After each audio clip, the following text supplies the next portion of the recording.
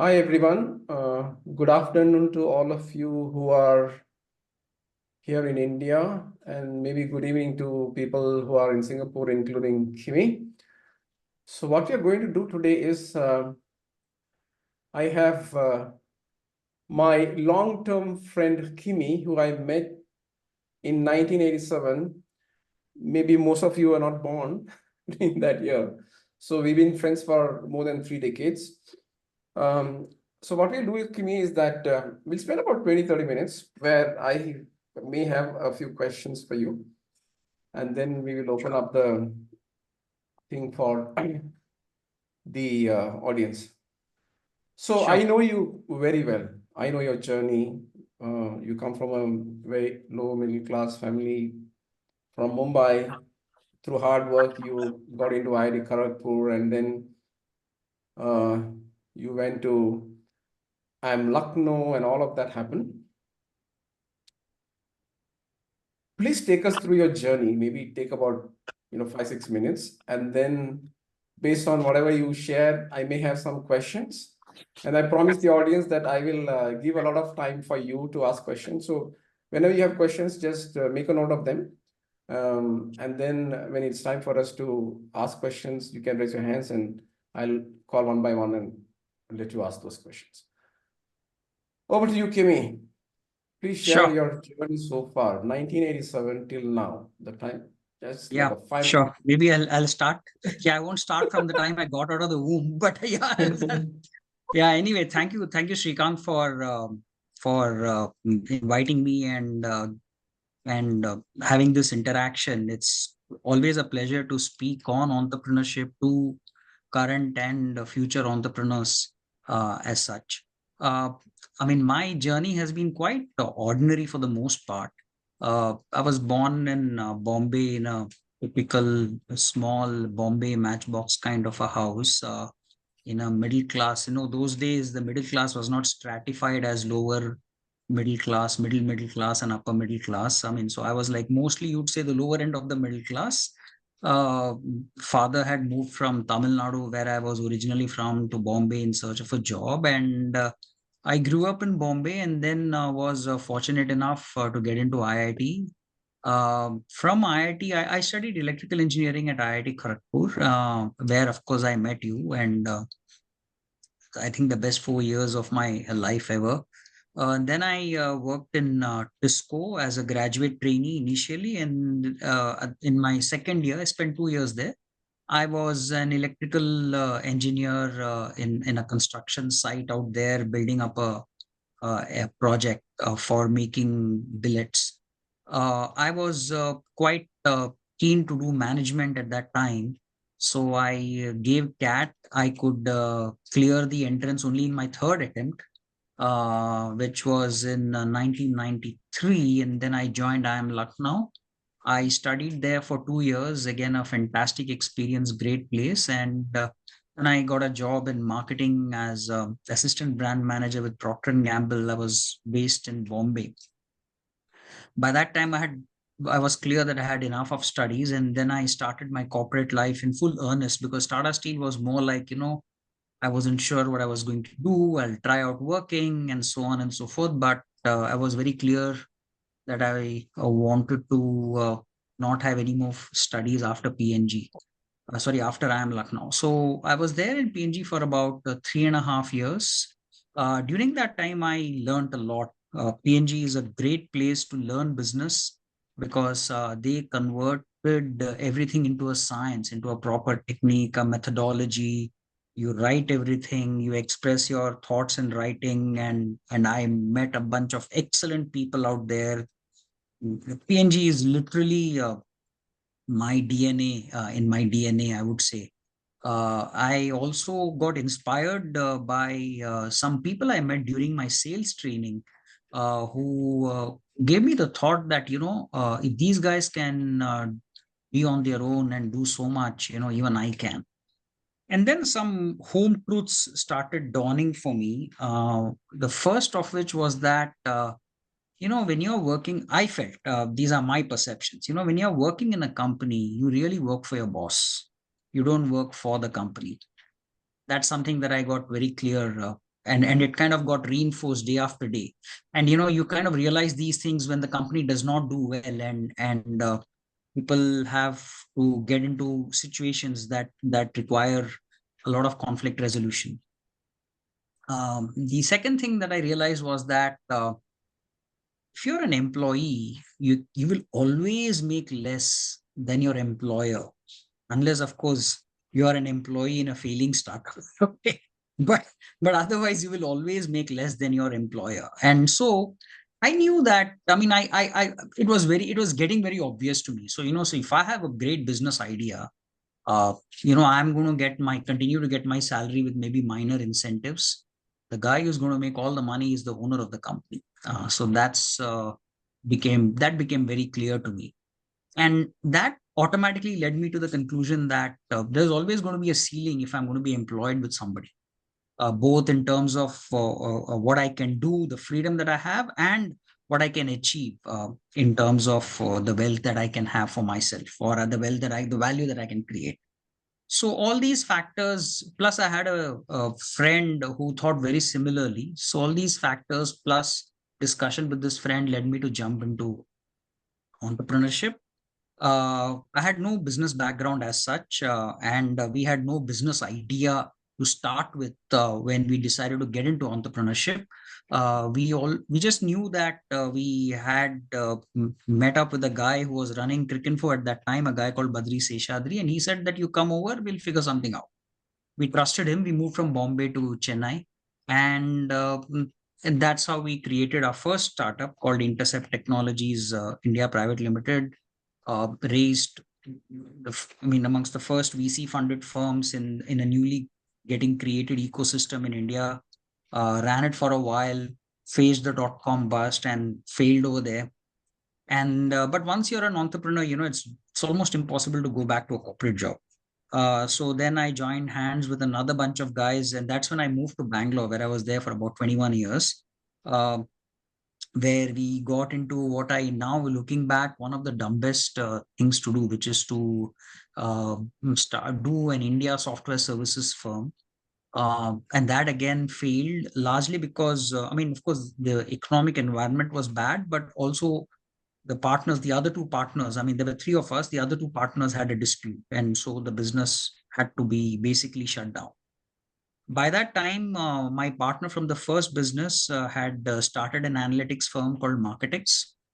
And he and there were two other guys who were co-founders, and they all said that, Kimi, now we've we've made the business Kimi proof, so you cannot destroy it. So now you please come over and help us go grow and build the business.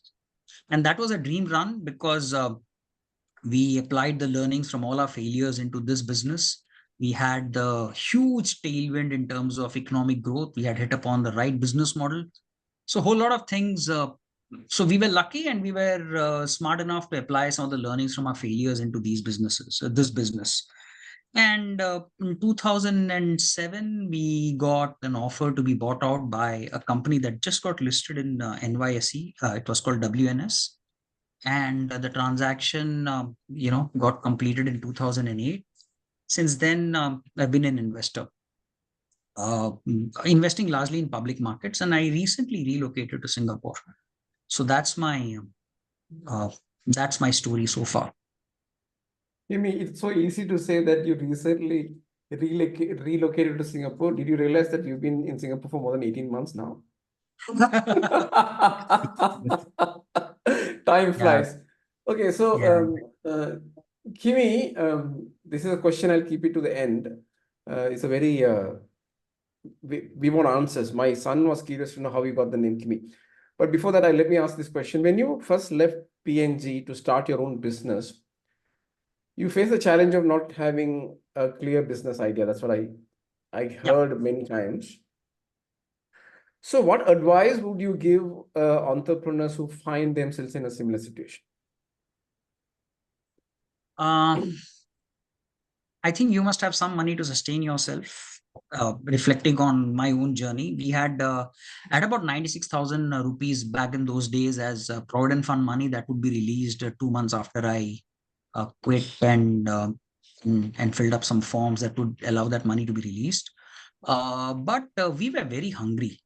My partner had set a goal. He said that, see, Kimi, although we are starting at base zero, we should have a target that within next 2 or 3 years, we should earn as much as we would have earned if we were continuing our job in PNG. And that created a sense of restlessness. While we didn't have any idea, we broadly knew that we were going to be in the space of internet advertising. And we were always looking at ways by which, internet had just started. In fact, the first internet browsers, there used to be this concept of a browsing center where people would come and and they would get onto the internet. So Badri, who was one of the co-founders of Cricinfo and who had asked us to kind of jump into entrepreneurship, and so he offered his office space and he said that you guys work over here, and we then said how can we collaborate, and Badri knew that we had some skills to bring in, which is internet marketing, and we said that we'll try and sell internet advertising on your site to various advertisers, and so that's how it got started, I would say. So no business ideas, but restlessness and a desire to get back whatever we had lost by way of loss of income. So I'm also hearing that you started a intercept when Google ads were not there in Yeah. Wow, amazing. All right. So I also heard you say that two failures, significant failures, right, in your early career. Substantially What are significant. what are the key lessons that you learned in those failures which helped you to look at your third business in a different manner? You mean to say, sorry, what were the failures that What did you learn what from those failures yeah, which sure. helped you to approach the third business differently?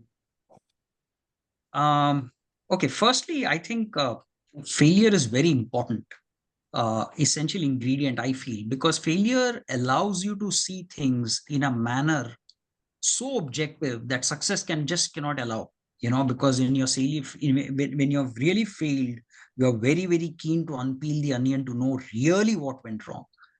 uh, what I really learned from failures, I mean, the list is probably infinitely long, because I was a very different man before the failure, so I really now I can't even relate to myself.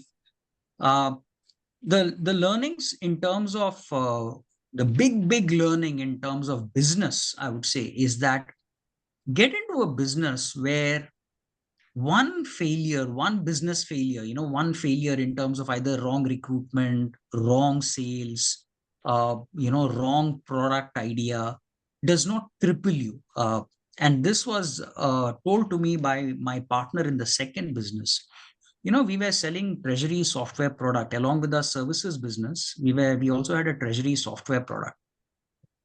The role of this treasury software was to help companies manage their foreign exchange transactions, because there were a lot of compliances that needed to be done, and foreign exchange transactions can get very tricky because there could be some mismatch in rates between the time you uh, buy and sell and so on. So most people were using Excel spreadsheets, and we had a software that would help manage all of that. And I was very new to selling software product in India. Uh, and then once I got into it, from the outside, it looked like, okay, I made an Excel spreadsheet which said that, okay, so how many importers, exporters are there in India, and so how many of them we can target, and made a nice business plan on Excel spreadsheet. But it's only when I went into the field and started knocking on the doors of companies, I realized that Excel spreadsheet covered 99.95% of the companies very well. You know, if I have to then capture companies, I have left with just points, 0.05% of the companies. So the business opportunity was so small that even if I failed in one, I have like lost substantial revenue target for the year. And I still remember, there was this company called Vardhaman Spinning, which had where we had done previous demos. And we were based in Bangalore, and this company was based in Ludhiana. Their treasury office was based in Ludhiana. So we had fixed up everything, and I was supposed to give the final demo, and they would then issue the purchase order. So I went there, and we didn't have enough money. So we went to Delhi on train, and then from Delhi to Ludhiana, and from Ludhiana booked the cheapest possible hotel, praying that at least the order will pay for the cost of all of this travel. I mean, we were running a very tough business, and then we met the treasury guys, the CFO, and they were all very happy, and we all agreed that they will release a purchase order, and I was very happy. And I still remember having nice lunch and ready to go back, at least telling my partner that we have one order. But as I was going back, I got a phone call where she said that, I forget the name of the lady. She said that, you know what, I wish to tell you that our IT department we went and presented to the IT department, and they have some serious issues, and so we really don't think we can release the purchase order soon. I think we'll have to wait for a while. And that for a while never happened. And you see, with that, I had lost a big chunk of the business opportunities that we had. So in terms of, I mean, coming back, the biggest lesson that I learned, drilled into me, was that, if you're getting into something, ensure that one failure does not cripple you. You can continue to knock on other doors, and so on and so forth. That Other than that, I would say having good business discipline is extremely important. You have to ensure that your revenues are always greater than expenses, or if they are not, I mean, a lot of businesses are there out there in the market where you are capturing customers in the hope that you're spending a lot on getting these customers, but over a period of time they will pay off. You better ensure that you don't fool yourself, and have the business discipline to work things out properly. I mean, that is kind of coming up as a second. But to me, the one thing that strikes out is that, boss, go into a place where there are a lot of opportunities. You should So, there should be five. It should be not be like cricket. Ek bar wicket gir gaya to you're down. You should have like 20 such innings or so, something right. of that sort. So what I'm hearing is don't give up on your failure and have a business discipline. So I have one more. I have many questions, but I'm just going to ask one question and then allow the audience to ask questions. So you started an online advertising business. You almost pioneered that concept in India. I mean, we are talking about early 99, 90s, maybe. 99, 2000. Yeah, Yes. and then Google Ads were not there, and it was an era that you could have really made a killing. What actually went wrong? Brilliant question. That's a brilliant question. I often have this question pop in my head every once in a while. Um, Many things didn't work. First and foremost is that uh, with the on the business front, when the dot-com bubble had burst, you see, we had created an advertising network. We were in internet advertising, and then we created a technology that would create an advertising network where we had this brilliant concept where we would give our technology to a lot of content publishers who had advertising as their business model. So they would need sophisticated technology to deliver ads. And we would then study that network and take the audience of that network and go to advertisers and tell them that, we can craft great media plans for you to advertise on this network. And so we would charge the advertisers on one side, and at the same time, we would charge the content publishers for the technology. So while it sounded great and it had a good beginning, and we were quite ahead of some of the very established competitors at that time, what happened and the way the business evolved was that content publishers themselves became advertisers. Everyone wanted to steal audience from their neighbor's site, right? And how were these content publishers funded? They were funded by VCs, and they had some quick money available, which was suddenly stopped when the dot-com uh, bubble burst in March of 2000. So consequently, our publishers who had advertised could not pay us, didn't have the money, and the web publishers to whom we were ready to give our technology said that, boss, we don't know about our future plans, so we don't need your technology. So that's when the downhill started. But at the same time, when I look back, how could we have survived this? Uh, some of the things that I felt was that, we could not, we did not know that business is in cycles. There are good times and there are bad times. I, at least, I mean, no, I should not say we, I certainly felt that, boss, if I'm down, I'm down. It's not going to be possible to come back up again. I could see that my cash flows were running out in 6 months, and I was like really scared. I was very keen to raise another round of money, but there were no VCs available. I made very persuasive pitches to the VCs, that the board actually, to change the business model, to get into email marketing and so on and so forth. And I really became afraid that, we would slide down and go away. I think with maturity, that kind of goes over. You can overcome that.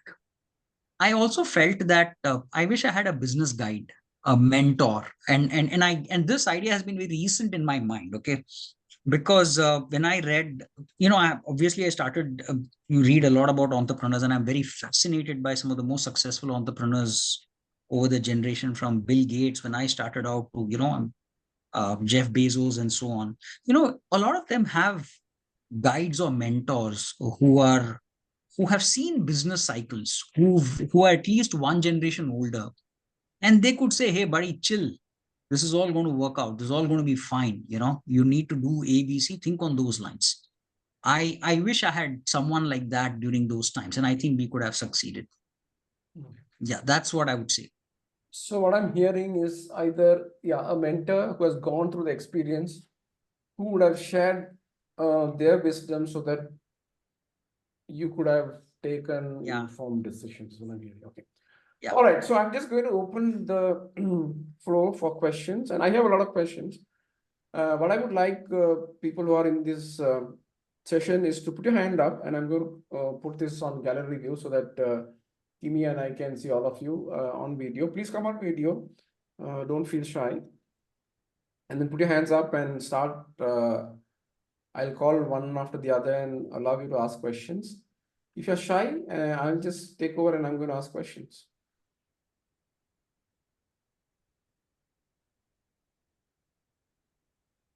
Yeah, Lakshan, go ahead. Yeah, so Kimi, you mentioned that in your the second business that you started with your partners, there were certain partner disputes, right? Yes. I'm curious to know. I also know that you invest in companies and all that, no? And you met plenty of entrepreneurs. How common are partner disputes, and what do they dispute about typically? uh, Partner disputes are quite common. In fact, two people are never the same, right? So there's always a discussion, and one has to one has to figure out what's right and move on. In our case, the dispute was really around, I would say, uh, with the benefit of hindsight, we had been in that business just after 9/11 had happened, and business environment was terrible. We Before that, and I joined these two guys who had already running their business, so I joined them as a third partner with some commitment to invest some money over a period of time, and take up equity. What had happened was that business was earning cash till about 2001, and it had built up a cash pool. And we are like we were this guy, one of them felt that now we are going to see losses for a period of time, and this cash pool is going to get depleted. And so we should not invest in anything, and we should kind of hold the money back. And we were not able to convince him otherwise. And he also had, in my view, certain personal constraints which made him very adamant on his stand. And that adamancy led to, in a small business, if you say, for instance, you say that I'll refuse to sign checks, employees get to know, and people decide that, this may not be the firm that they want to work in, customers will soon find out, and so on and so forth. So really, this was what the dispute was all about. And from what I've heard from, because I know of another dispute, but that dispute happened well after the firm became quite successful.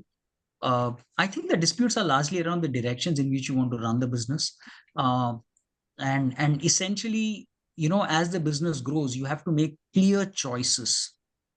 And those choices, what is clear to one person is not what is clear to another person. Something else is clear, probably the exact opposite is clear to another person. And they sometimes become irreconcilable. So it is actually best that they part, in my view. Because each one is anyway capable of being successful on his or her own. Thank you. Yeah, I saw Welcome. Ganesh coming on video and disappear. Ganesh, you're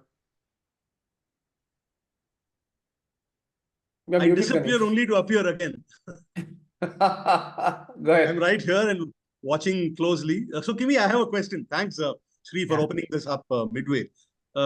Sri, from the time you were in Marketics, grew that to a certain scale, sold it out, and then exited. In my mind, that's the first or maybe the 1.5 wave of entrepreneurship in India, because you're talking 2005, 6, 7 types.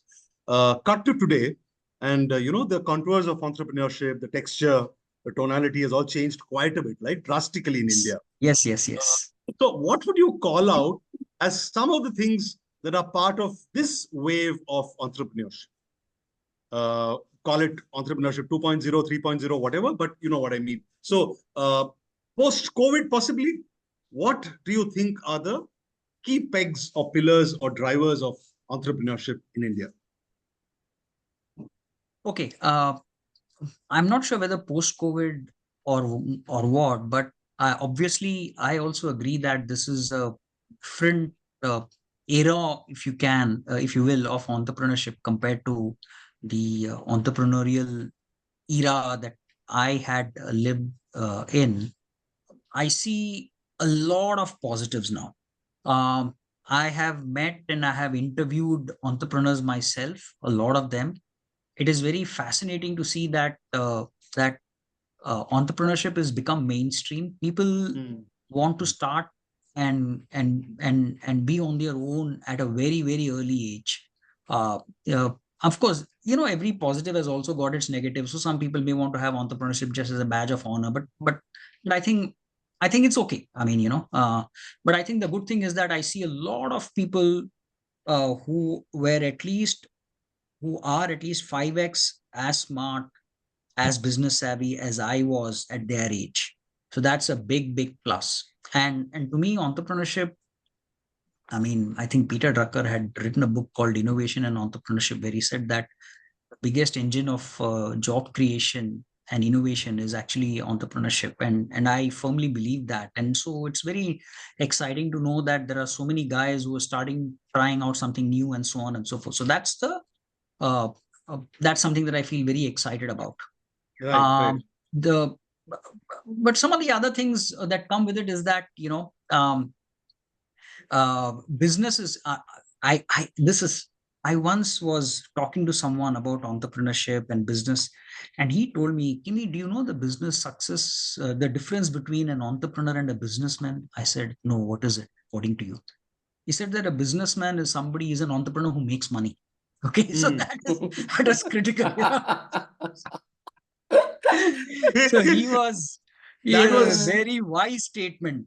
And so we must realize that ultimately a business has to make money.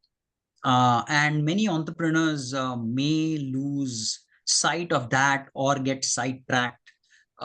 It doesn't matter, you can create a unicorn, but to me, it just doesn't make a difference if it does not have prospects of making money, or in most cases, you would have burnt a lot of cash, and probably those investors can hope to see money only by selling it to someone else and not through the cash flows of the business. To me, you must make money. The invested money should come from the cash flows of the business. That's when you've truly added value to the society as such.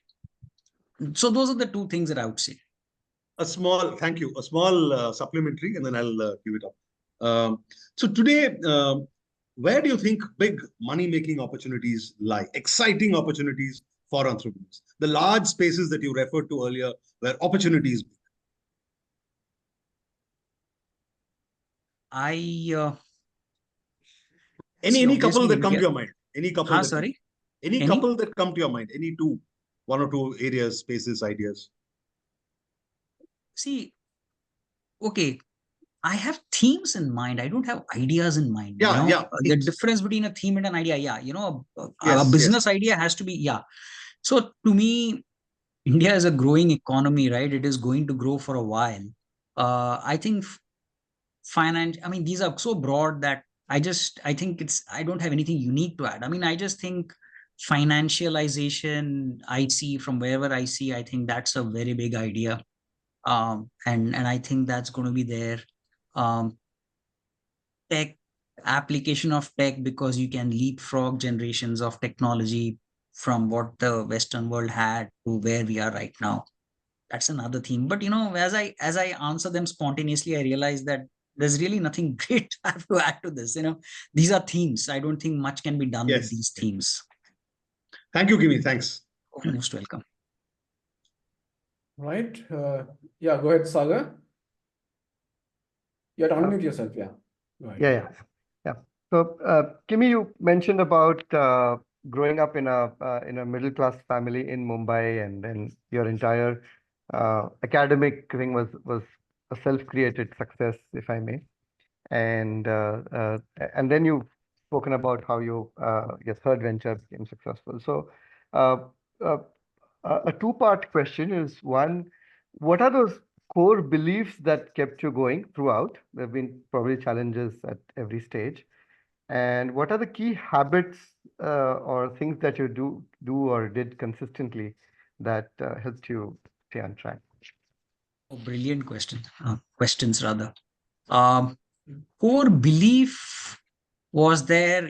I had something to prove to myself, and because I realized that uh, being on your own and making money to me it appeared like, hey man, this is just getting impossible, right? I started Intercept, and it had to shut down. I started, I did not start, but I went into Diffsoft. Second firm was Differentiated Software Solutions. That also. So the thing was that, hey, listen, I mean, is this how life is going to turn out for me? And am I going to be like ever in the dumps? And so to me, it's like a batsman who's got his third innings and want to prove something. I wanted to make something of what I had originally dreamt of that I would do to make it happen when I started my own business first time. So that was what kind of kept me going. And there are also some traits, personality traits, I guess.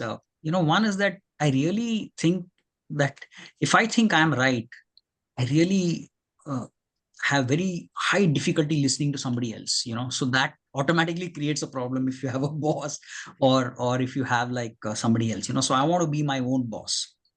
So that you could say, I don't know whether you'll call it a belief or not, but that's certainly a trait. In terms of habits, uh, see, I think business discipline is something that is very, very important. Because if like for instance, collecting money on time, raising invoices on time. I mean, these seem quite small, quite, I don't know. But to me, those are like extremely vital, man. I mean, you don't miss out on all of these. And I realize the importance of accounting. I realize that if you give your word to somebody, you should keep it, because it creates trust, and trust really reduces the cost of business. I mean, as a business, you must always try to reduce cost, maximize revenue. I mean, that to me is how I see it. So, if you are very nice to somebody in Marketics, my business partner Ramki used to say that, we are certainly not the best paymasters, but you will get an environment to work in that will make you feel that these are the best hours of your day and make you feel like coming to work every day.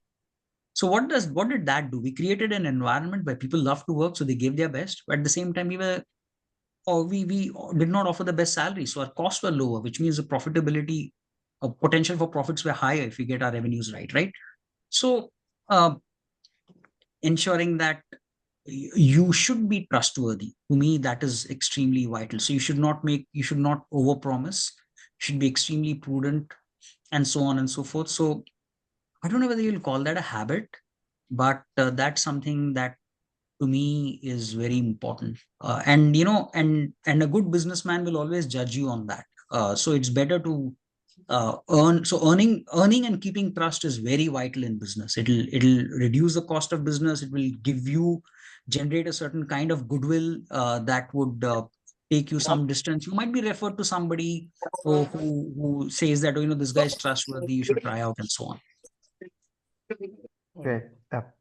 That's Thank what you. I have to say. I Yeah, have a as couple a of questions in the chat one, box. if I Yeah, have yeah, carry one on. follow-up Yeah, question, Sri, if you yeah, don't mind. sure, Yeah. sure. Go ahead. So let's say when things went difficult, either during your academic period or as a student or later, do you remember any sort of self-talk that went inside you that kind of energized you or made you work harder or do something else? Yeah, I obviously had read a lot of self-help books. I was always inspired by Abraham Lincoln, who had failed so many times before he succeeded. So I used to draw inspiration, I think, from people who had failed a lot. And I kept telling myself that, okay, so I think I can also be like this. It has been very tough for me. It's not been easy. Uh, you know, uh, it is very tough to overcome setbacks, but I think the environment that accepts failures, and the environment, and when I read about people who have come back from the brink of failure many times, I think those things really helped a lot. So I was like one amongst many others. So it's not like I'm in a loner situation. Yeah. That's what I would say. All right. Yeah, Thank you. just to be sure that Kimi was an outstanding student in IIT. Okay, so I don't know about what happened in IIM. With that, I have two questions in the chat box. Kimi, I'll just ask those questions, then we'll come back to the people. Okay, the first question is, you have been investing in new business. What are the parameters that help you decide invest in the business? Sorry. Invest in? Business. What are the parameters that help you decide which business to invest? Okay, so I think I should just give some context to that. So when my first business went failed, and when I say failed, we were running out of cash and we didn't have a business model that would sustain growth. Our VCs had a very different point of view.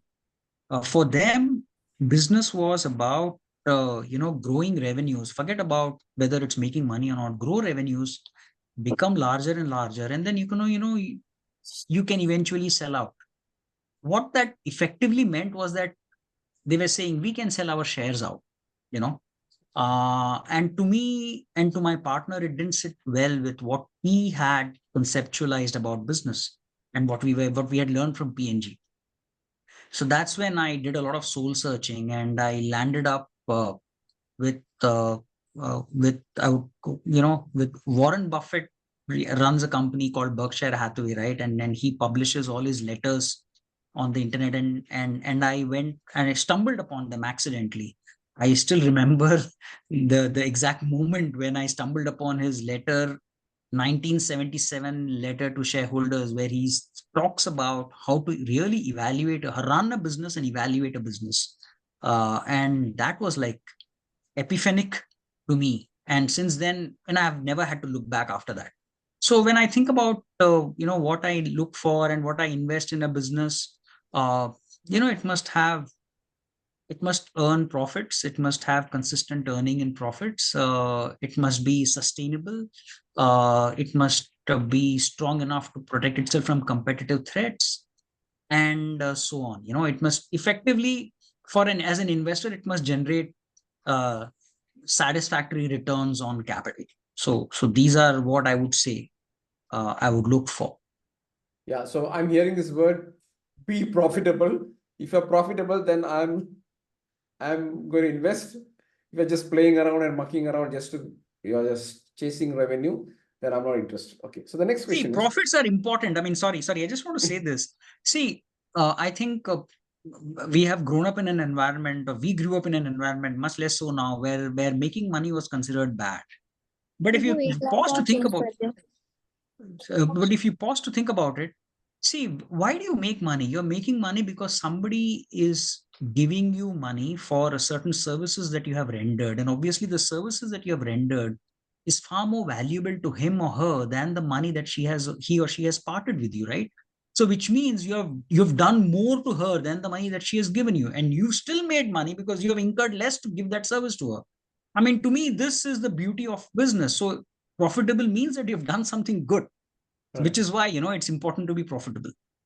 That's how I conceptualize I business. actually love that. You said, hey, somebody's buying a service or product from you, means they have to get more value from more than Substantially more whatever they value. paid for. Yeah. Absolutely. Perfect. So Or carry on, Kimi. no. That's what I mean. So Yeah. to me, that is how I understand why profit. When you said, I've heard the word profits, and I think that's why I think profits are actually vital. There is really no free lunch in society. There is no free lunch in nature. Right. It is somebody's generosity that is giving free. Yeah, of course. One can get into some extreme situations where not all of us are born with equal abilities and so on and so forth. And I think society must take care of that as such. But there is really no free lunch. So you have to give something to somebody which is of so much value that they give you something in return to you, which you've taken in order to give that service. It's cost you less than what they gave you. Right. Yeah. So one more thing that I also heard you say, I just wanted to highlight, but I just forgot. You said, hey, it's not about delivering service or a product. Make sure how it doesn't matter what the amount is. Make sure that you raise the invoice and collect the money, and be prudent. Be prudent about your finances. Yeah. All right. Okay. So the next question 100%. is, yeah. The next question is, it doesn't matter how much the money. It could be a small amount. It could be a big amount, because that, I guess, is business discipline that you were talking. Okay. Now, part of the business discipline. Now, the next question is, while there may be a number of common factors that you look for in a partner, what are those important parameters that you would look for when considering a partnership?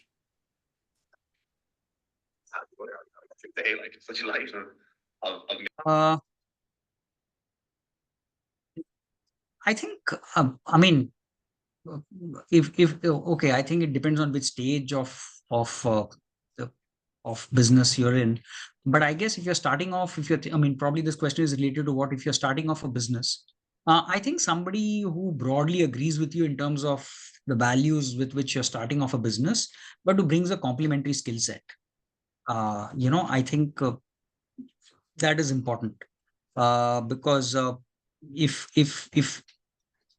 to succeed in business, you have to have multiple competencies around you, and you can't be bringing all of those. So if you have somebody who brings a complementary skill set, but who thinks very similarly like you, I think that's a very good partnership. And after that, it's hard work in the sense that how you resolve issues, how you confront reality, how you think about the future, how you develop a shared vision, and so on. Like between me and my, I would say one of my partners, Ramki, he was a great sales guy, and I am a great.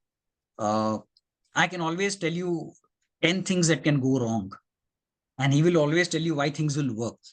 Okay. So between us, we made a wonderful combination where he would want to rush and do something, and I would say, hey, listen, have you taken care of these things? And we understood and appreciated that aspect of us.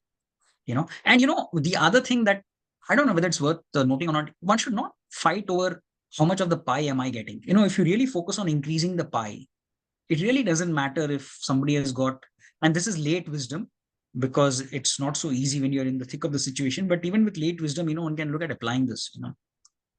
It's okay if you're getting a little more, I'm getting a little less, but over the long run, it'll all kind of work out. That attitude is important. Right.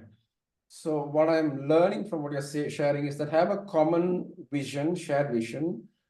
You don't have to you don't have to have the same skills. Maybe the value system may have to align, and complementing skills. You said that, hey, I'm like very critical, and my partner was like all gung-ho about all of that. Okay, so with that, Lakshan, you raised your hand. I just go ahead and ask a question. And I'm just waiting for the others.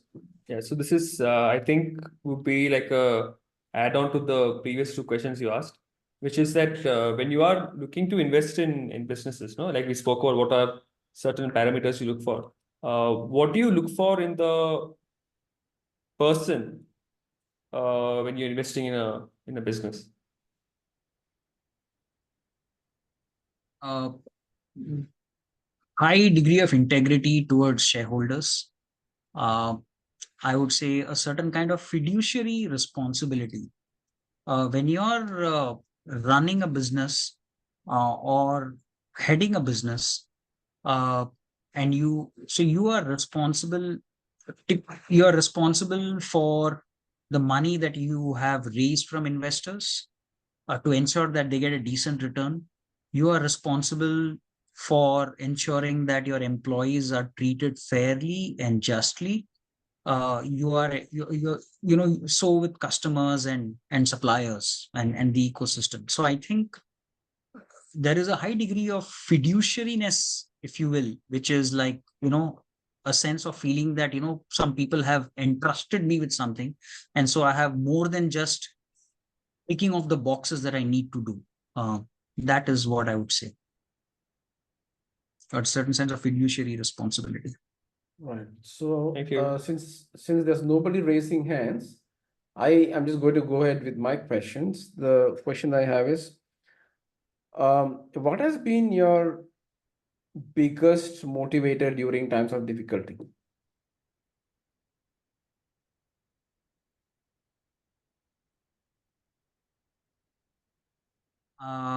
That's a good question. One is, of course, um,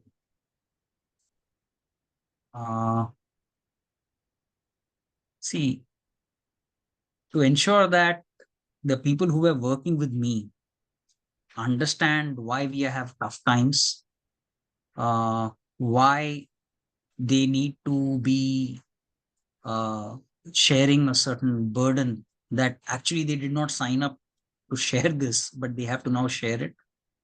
And how do I get past? You have to confront that. So to me, how do I do that became kind of something that spurred me to say that, let me wait through this, because not for me, it's for others. And that kind of pushed me. And then the second thing was, of course, uh, you know, every time I lost, it's like a game of poker, or you just felt that, hey, listen, I want to double down my bets because I have lost so much initially. So that probably it's very intrinsic to me, maybe. But I just felt that, okay, so now I must do so much that recover the cost of whatever I have learned, recover the time that I have lost, and then overcome that. So that again became like, how do I think on those lines, and how do I build myself for it, I would say. Okay. Okay, I'm just waiting for people to ask. But I have a lot of questions. I'm just going to go ahead with my next question. So based on your vast experience that you have had, Kimi, if you have to advise young entrepreneurs, what advice would you give entrepreneurs who are starting their journey?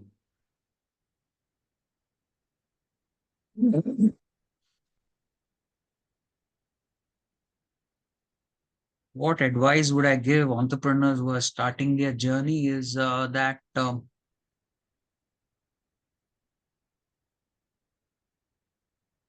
I mean, okay. See, when you start your entrepreneurial journey, you have some conception of how things will be like. You have some model that motivates you, that drives you forward.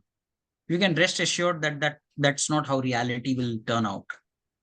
And so you have to be open to finding out ways by which you can change it, you can modify it in the direction that would make your business or your entrepreneurship journey successful. You have to be very open about it.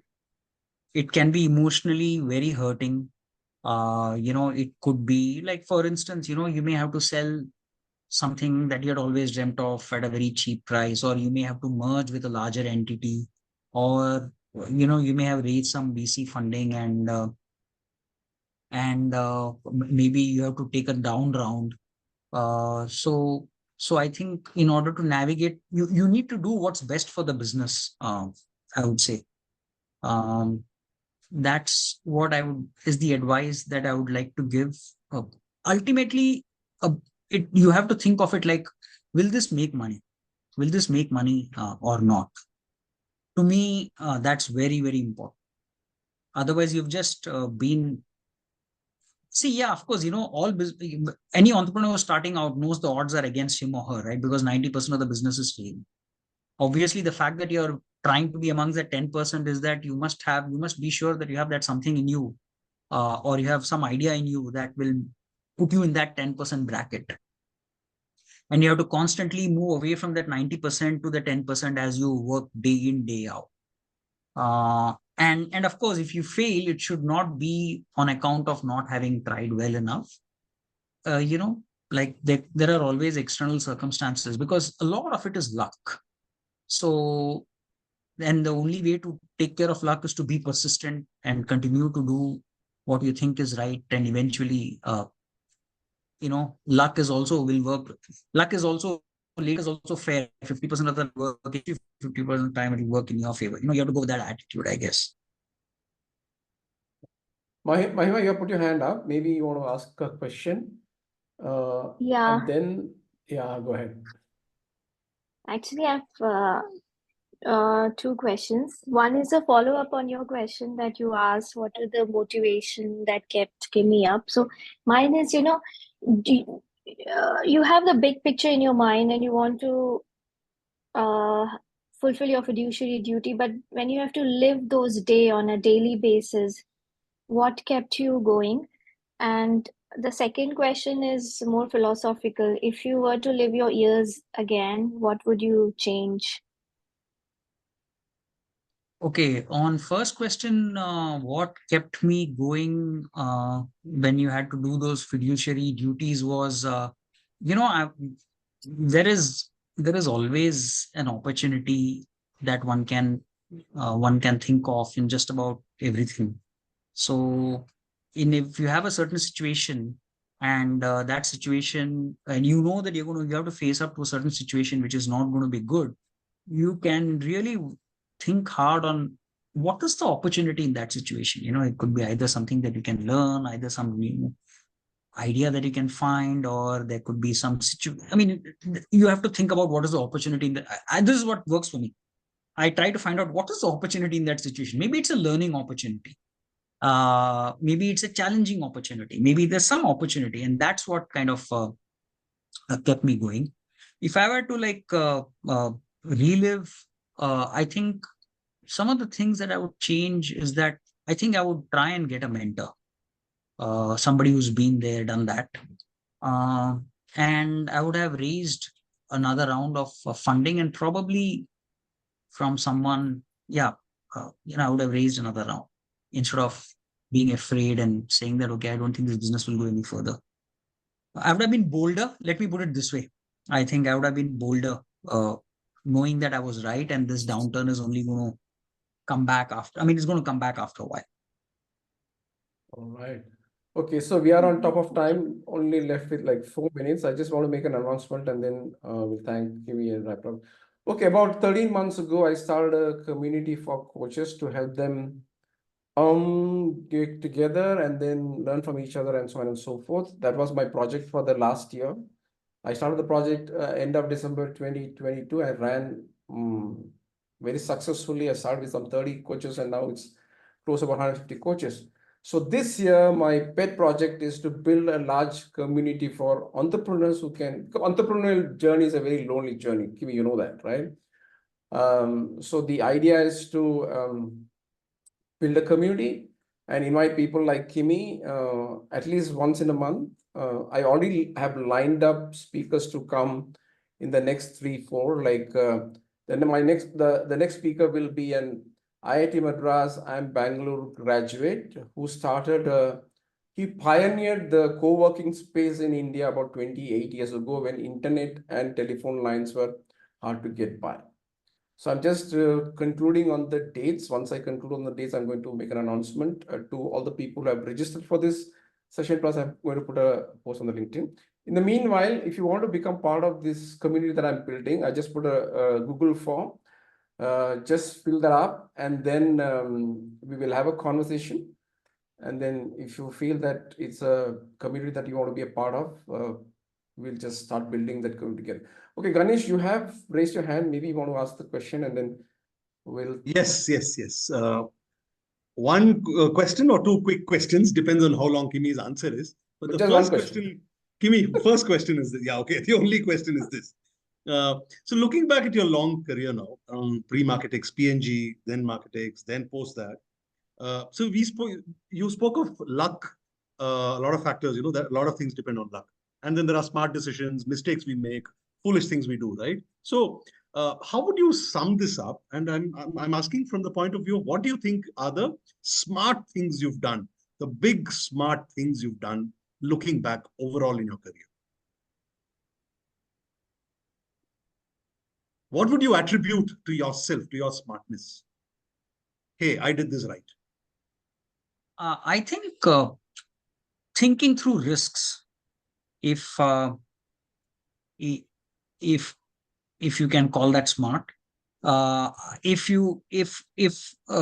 whenever we had any idea of, we would like think it through threadbare in terms of what's possible, what's not possible, how far it'll go, and create a goal that is aspirational, not impossible, not easy, And once you Okay. have that goal, you think about all the obstacles that can possibly hinder you from reaching that goal, and think about how you can take care of them one by one by one by one. I would say that that's how we've been thinking.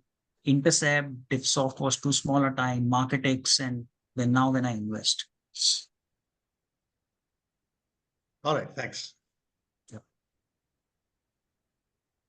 Okay, so we are on top of time. It is 7:30 for Kimi in Singapore. Kimi, thank you very much. I know you're a super, super busy person, and then you took the time to be with us and share your experience, knowledge, wisdom, and all of that.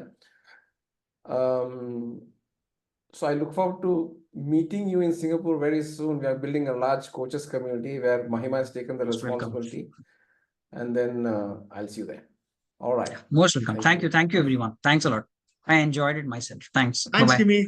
Thank you so much. Thanks, Sri. Yeah. Thank you. Thanks. Thank you.